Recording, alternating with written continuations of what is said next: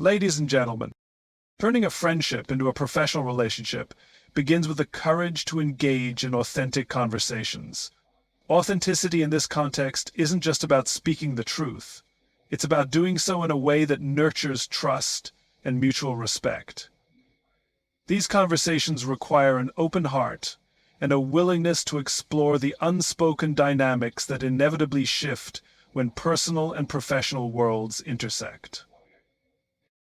When we approach this process, the first step is to acknowledge that it may feel uncomfortable or awkward at first. You're not just addressing logistics or job titles. You're addressing the very foundation of the relationship itself. Friends often operate in a space free of the constraints and expectations that come with professional roles. There's laughter, shared experiences, and a sense of ease that makes the relationship fulfilling.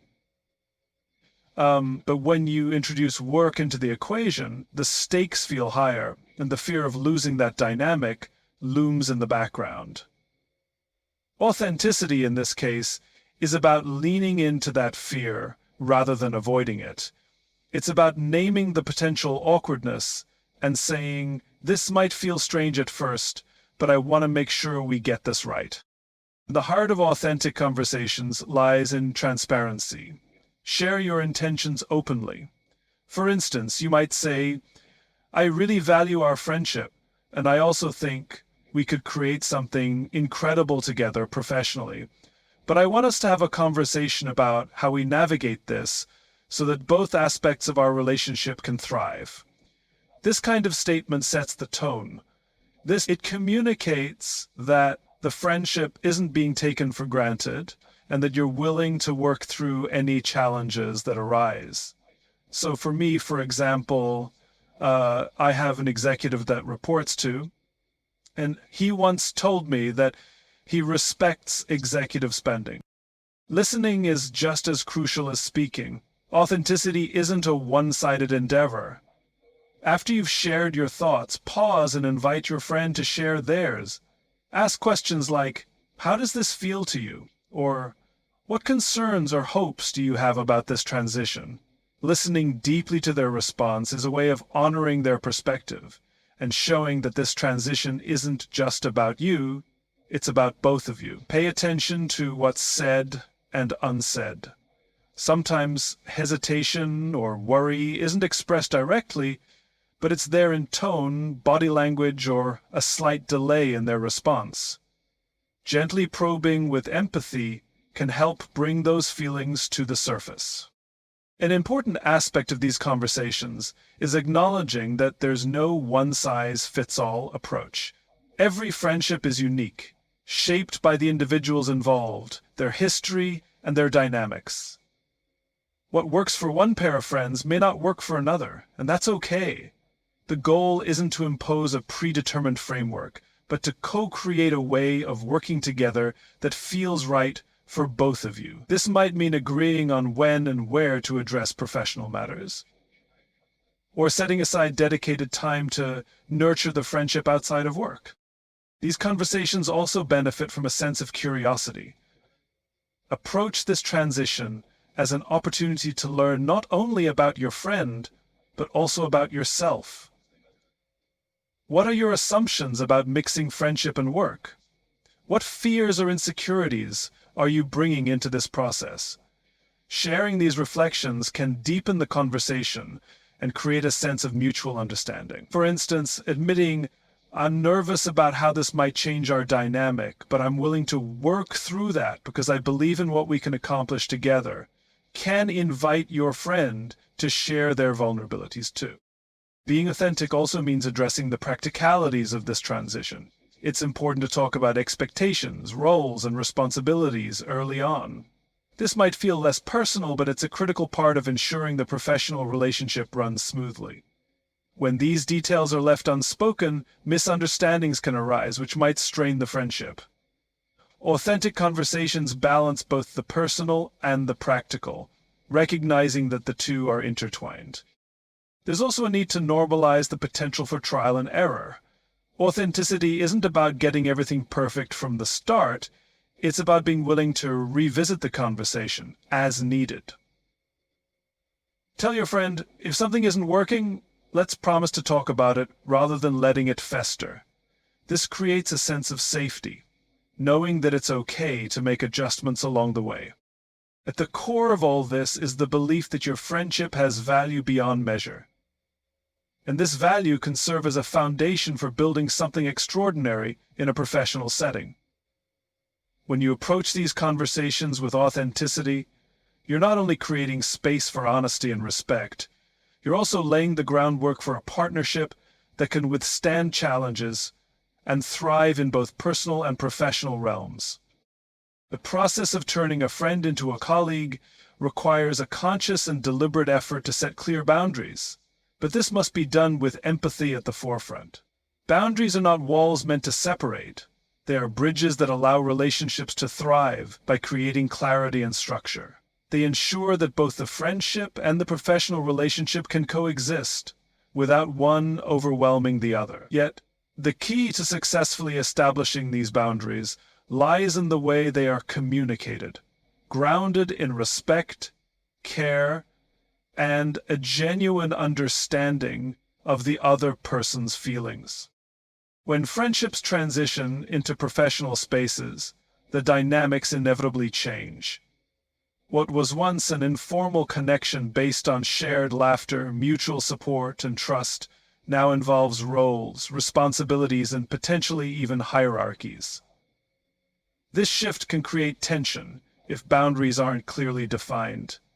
It's essential to acknowledge this reality openly and recognize that while the friendship remains a foundation, it must now adapt to accommodate the new context. One way to begin setting boundaries is by reflecting on what each of you needs to feel comfortable and respected in this new arrangement. For example, consider questions like, what aspects of the friendship should remain untouched by work? What professional practices need to be upheld, even if they feel formal? These reflections allow you to approach the conversation with a clearer understanding of what boundaries might look like.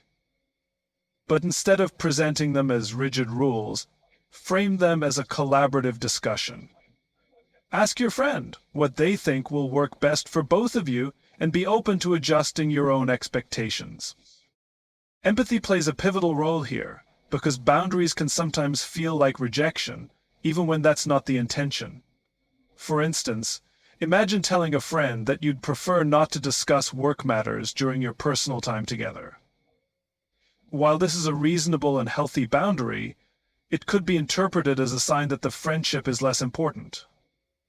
To prevent such misunderstandings, communicate the reason behind the boundary with care.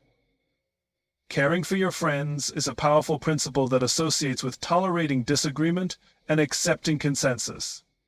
Communicate the reason behind the boundary with care, saying something like, "I value our friendship so much, and I want to make sure we have time that's just about us, without work getting in the way," reframes the boundary as an act of preservation rather than exclusion.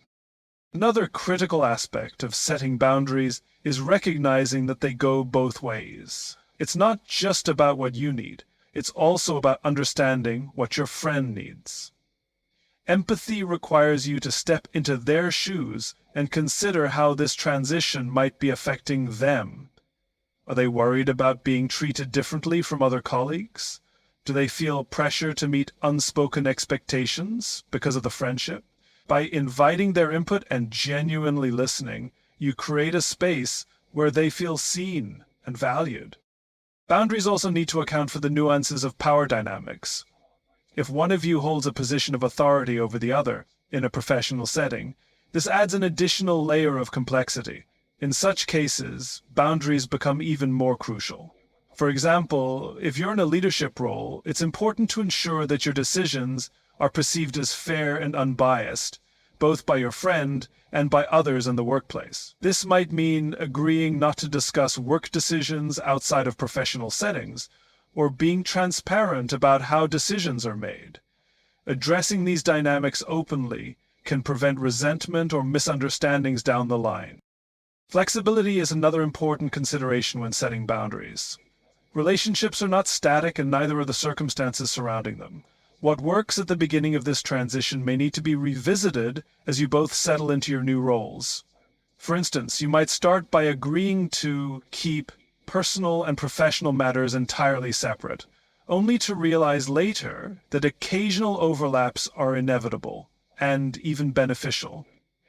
The key is to remain open to renegotiation and to approach these adjustments with the same empathy and care as the initial conversations. It's also worth noting that setting boundaries is not a one-time event. It's an ongoing process that requires consistent effort and attention.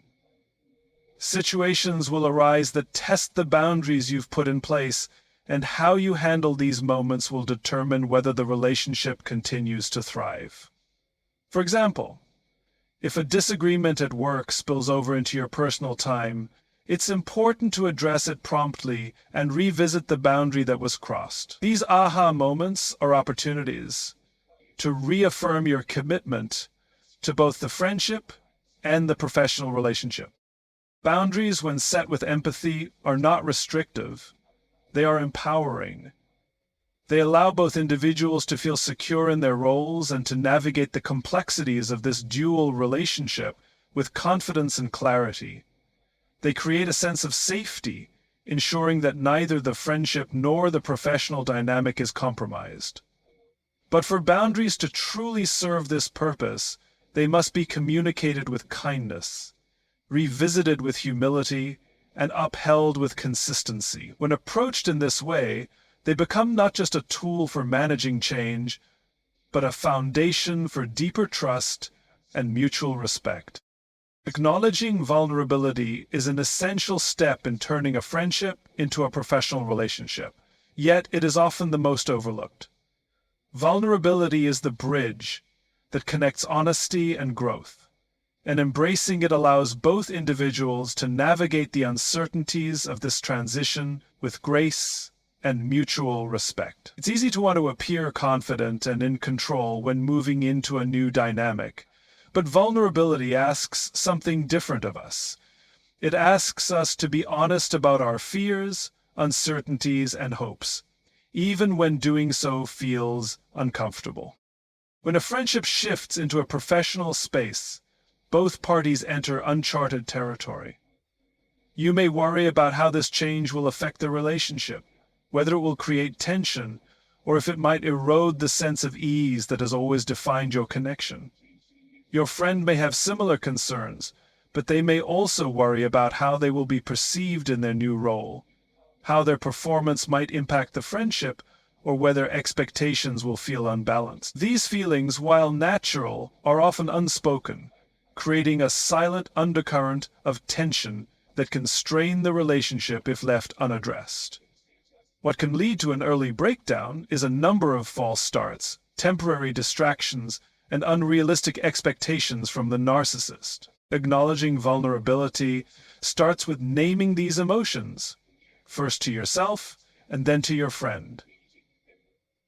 Take a moment to reflect on what you're truly feeling as you embark on this new chapter together. Are you nervous about setting boundaries that might feel too formal? Are you unsure how to separate personal disagreements from professional ones? Are you afraid of losing the closeness you've shared? Once you've identified these feelings, consider sharing them with your friend in an open and honest way. For example, you might say, "I've been thinking a lot about how this transition might change things between us, and I'd be lying if I said I wasn't a little nervous. I don't want us to lose what we have as friends, but I also want us to succeed in this new dynamic." This kind of openness invites your friend to share their own feelings, creating a space where both of you can voice your concerns without fear of judgment. Vulnerability, when expressed in this way, is not a sign of weakness. It is a powerful act of trust. It says, "I trust you enough to let you see the parts of me that are uncertain or afraid," and in doing so, it strengthens the foundation of the relationship. Your friend, in turn, may feel more comfortable acknowledging their own vulnerabilities, leading to a deeper sense of connection and understanding. It's important to recognize that vulnerability isn't just about sharing fears or uncertainties. It's also about embracing the possibility of growth. Moving into a professional relationship means stepping into roles that may feel unfamiliar or challenging. And vulnerability allows you to approach this process with curiosity rather than resistance. For instance, if you've never worked alongside your friend in a professional capacity, there may be moments when you're surprised by their approach to tasks or decision-making. Instead of letting these moments create friction, vulnerability allows you to say, "I didn't realize you approached things this way. Tell me more about how you came to that perspective." This openness not only fosters collaboration, but also shows your friend that you value their unique contributions. Another aspect of vulnerability is being willing to address potential conflicts early on, even when it feels uncomfortable. Disagreements are inevitable in any professional setting, but when a friendship is involved, they can feel especially delicate. Acknowledging vulnerability in these moments means being honest about how you're feeling, while also seeking to understand your friend's perspective. For example, you might say, "I felt hurt when that decision was made without my input, because I value our ability to collaborate. Can we talk about how we approach this in the future?" This kind of conversation, while difficult, demonstrates a commitment to maintaining both the friendship and the professional relationship. Vulnerability also involves recognizing and accepting that mistakes will happen. Neither you nor your friend will navigate this transition perfectly, and that's okay. What matters is how you respond when missteps occur. When you make a mistake, own it with humility and a willingness to learn. When your friend makes a mistake, approach the situation with empathy and an understanding that their intentions likely stem from a place of care, not malice. Vulnerability allows you to move past these moments without letting them define the relationship. Ultimately, embracing vulnerability in this transition is about creating a culture of openness and trust. It's about acknowledging that neither of you has all the answers, and that you're both figuring it out as you go. This shared sense of humanity not only makes the process more manageable, but also strengthens the bond between you. By leaning into vulnerability, you create a space where both the friendship and the professional relationship can coexist, evolve, and thrive. Fostering mutual respect is the cornerstone of successfully turning a friendship into a professional relationship. It requires both parties to honor each other's skills, experiences, and perspectives, while recognizing the shared history that has brought them to this point. Mutual respect doesn't happen automatically, even in the strongest friendships. It's a practice that must be intentionally nurtured, especially as the dynamics shift to include professional roles and responsibilities. Where friendship is often based on personal trust and emotional connection, a professional relationship demands an added layer of respect for one another's abilities and contributions. The first step in fostering mutual respect is understanding that the roles you each take on in a professional setting may not mirror the dynamic of your friendship. As friends, you may have fallen into patterns of interaction that feel natural. One of you might take on the role of the listener, while the other tends to lead conversations. In a work setting, however, these roles might shift depending on the context or project. Recognizing and respecting this fluidity is essential.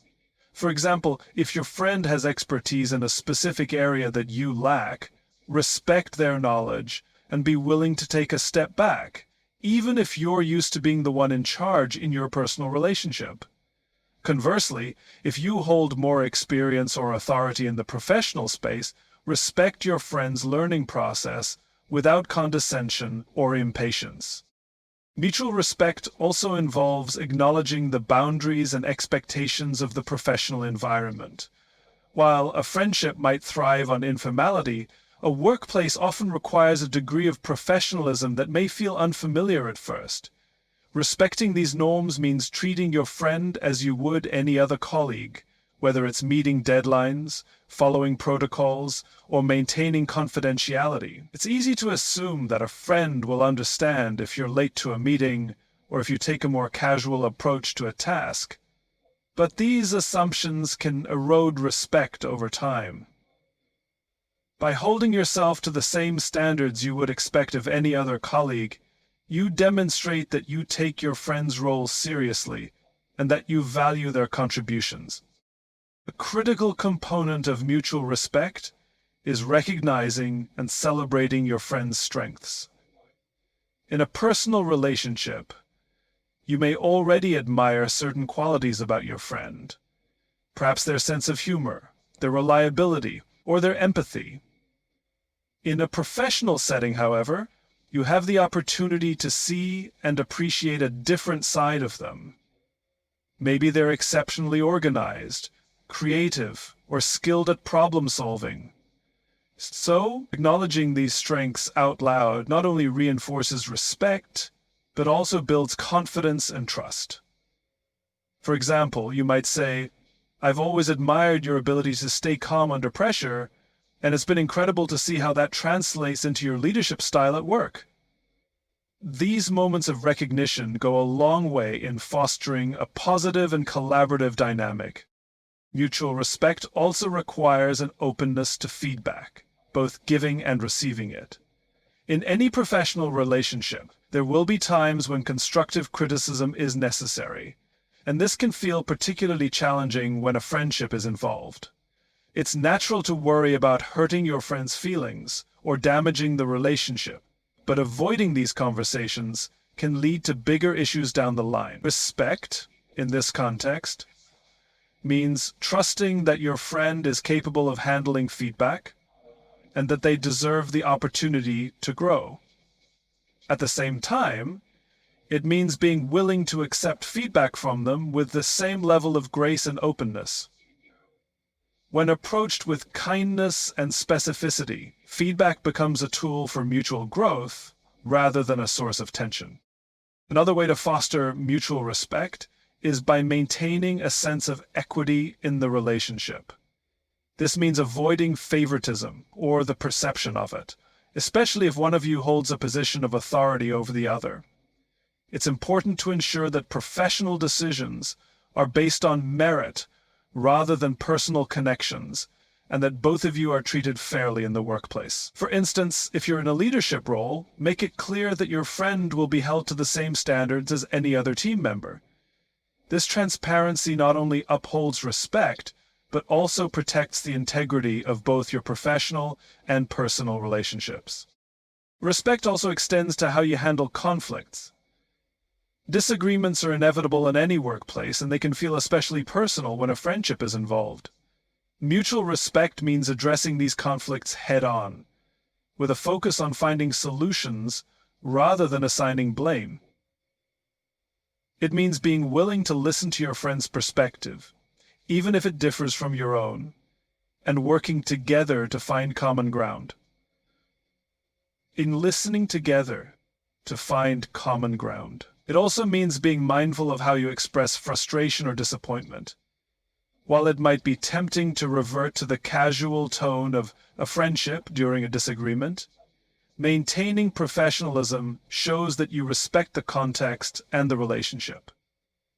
The great trait of leadership speaks for itself. Lastly, fostering mutual respect means consistently showing up for each other, both as friends and as colleagues. It's about being dependable, following through on commitments, and supporting each other in moments of success and challenge. It's about recognizing that your friend is juggling multiple roles, just like you are, and extending grace and understanding when things don't go perfectly. By demonstrating respect in these small, everyday actions, you build a foundation of trust and collaboration that allows both the friendship and the professional relationship to flourish. Effective communication is the backbone of any successful relationship, and when navigating the delicate balance between friendship and professional collaboration, it becomes even more critical. In a friendship, communication often feels effortless, guided by shared understanding, mutual affection, and years of casual exchanges. But when that friendship transitions into a professional relationship, the stakes are higher, and the methods of communication must adapt to meet new demands. Well, that makes sense. And there's no universal baseline we can practice carefully together as possible and guided by shared values and set of goals. The stakes are higher, and the methods of communication must adapt to meet new demands. This doesn't mean losing the warmth or authenticity that defines the friendship. Rather, it means layering in clarity, purpose, and intentionality to ensure that both the personal and professional dimensions of the relationship are nurtured. It may very well be an exercise in research and discovery in alignment with God's plan, so that we all get the full leverage of my HR, whoever, to do good work. One of the most important aspects of effective communication in this context is transparency. Transparency builds trust, and trust is essential for maintaining the health of both the friendship and the professional partnership. Being transparent doesn't mean oversharing or bringing every personal emotion into professional interactions. Instead, it's about being honest about your intentions, expectations, and feelings.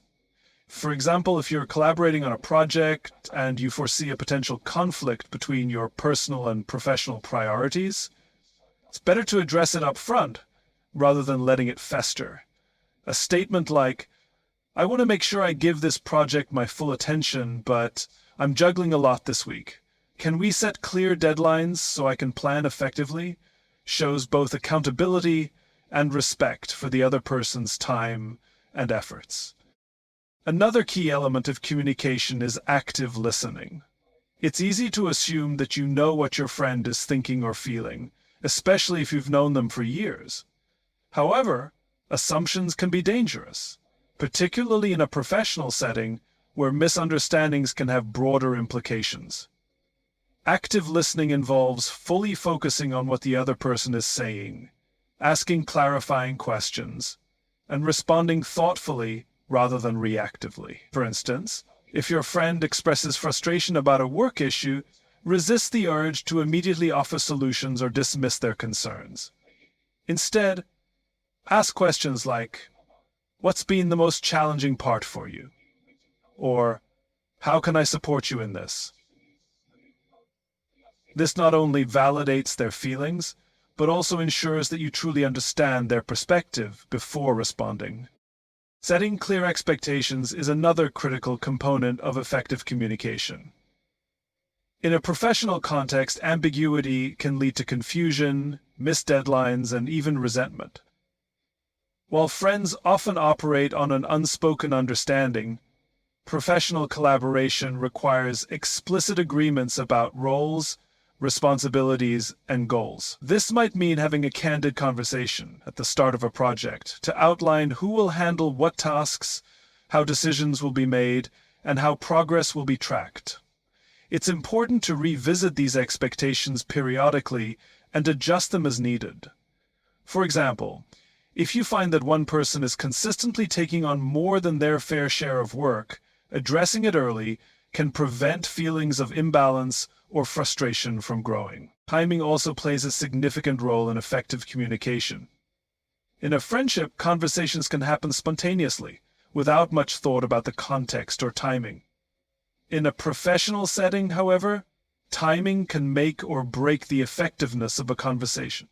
Bringing up a sensitive topic during a stressful moment, or addressing a work issue during personal time, can lead to unnecessary tension. Being mindful of when and where to have certain conversations shows consideration for the other person's needs and boundaries. For example, if you need to provide constructive feedback, choosing a private, scheduled time to discuss it demonstrates professionalism and respect.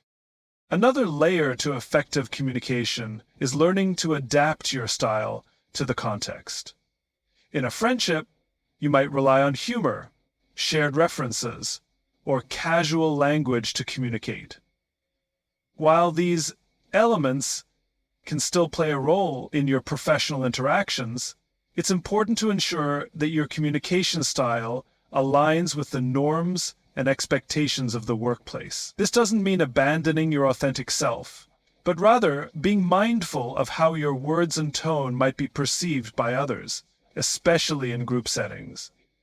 For example, if you're working with a team, avoid inside jokes or overly familiar language that could exclude others or create an impression of favoritism. Conflict resolution is another area where communication plays a pivotal role. Disagreements are inevitable in any relationship, but in a professional setting, unresolved conflicts can have ripple effects that impact productivity and morale.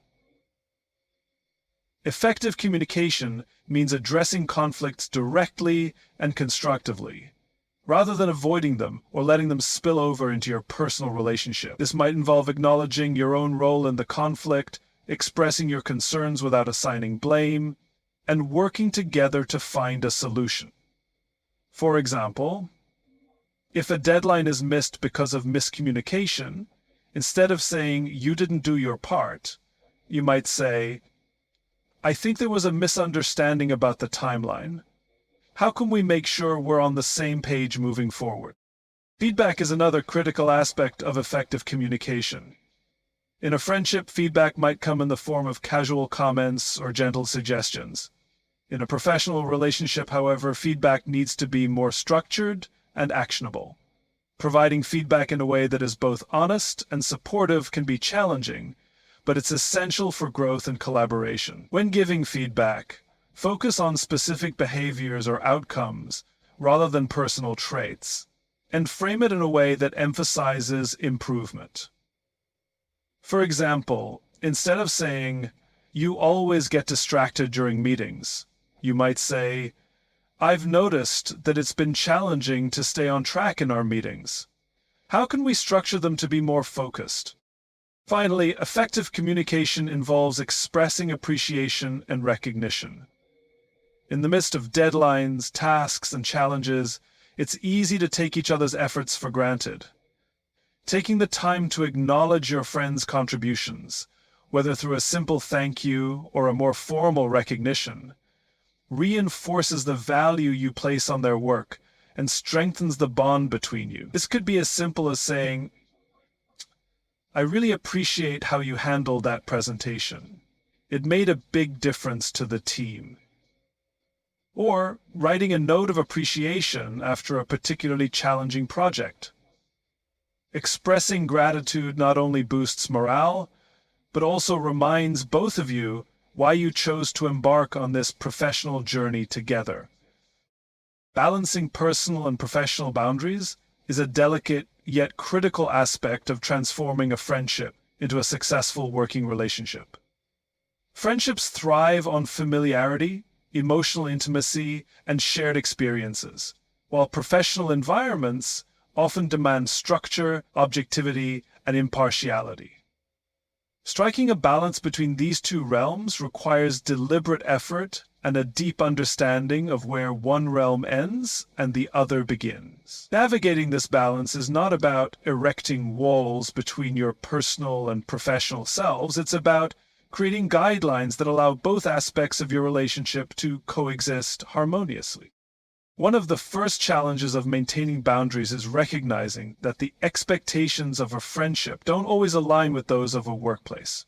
For example, in a friendship, you might feel free to share personal frustrations or vent about challenges in an unfiltered way. However, in a professional setting, these moments of vulnerability need to be approached with caution to ensure they don't undermine workplace dynamics or perceptions of professionalism. This doesn't mean eliminating emotional expression altogether.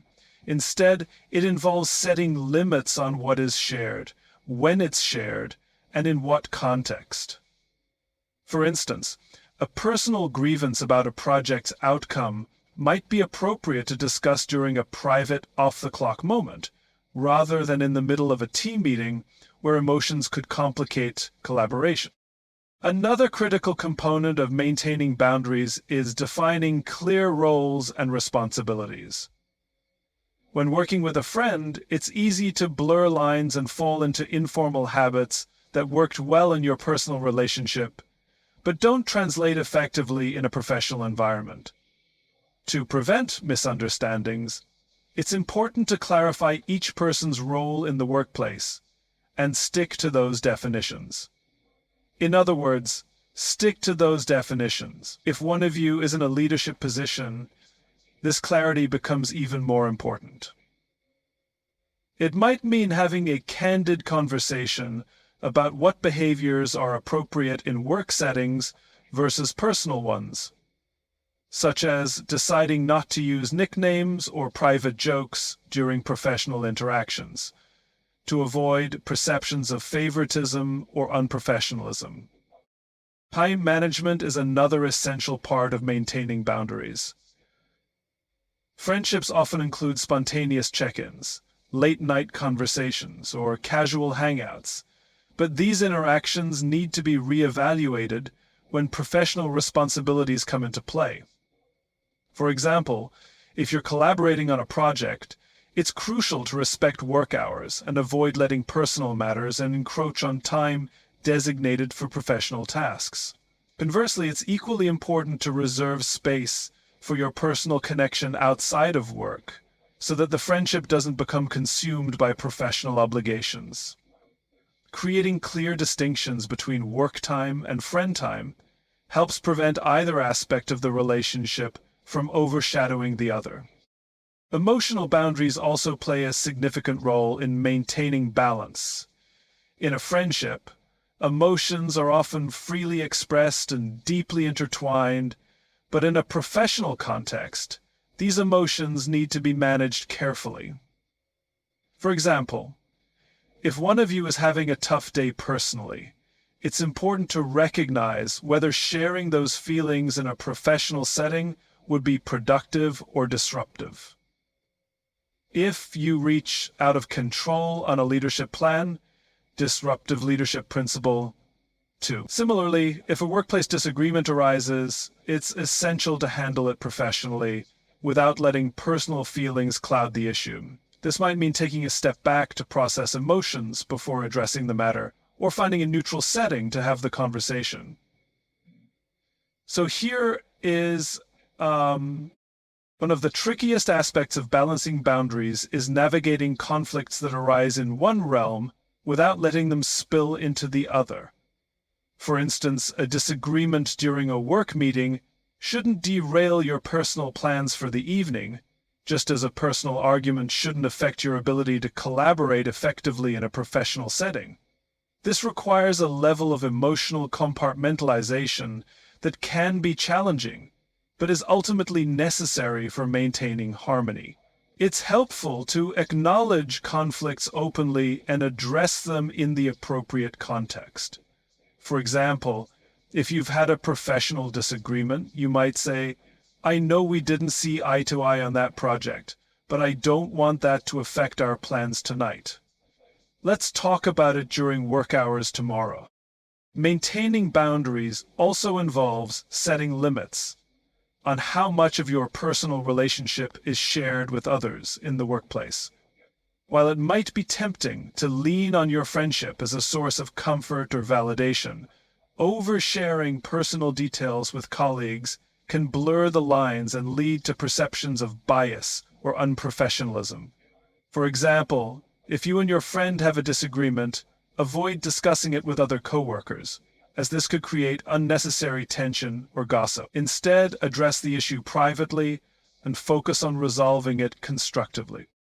Another important element is recognizing and respecting each other's need for independence.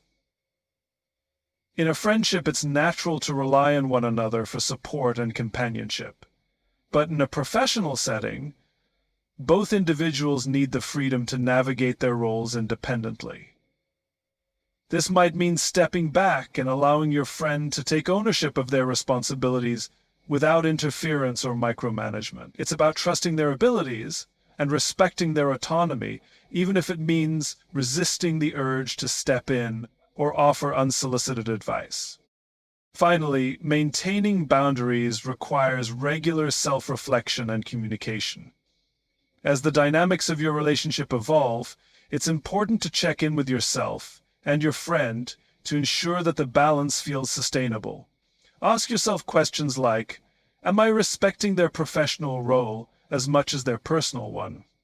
Or, are we dedicating enough time to our friendship outside of work? Similarly, encourage open dialogue with your friend about how they're feeling and whether any adjustments are needed. These conversations might feel uncomfortable at first, but they're crucial for ensuring that both the friendship and the professional relationship remain strong.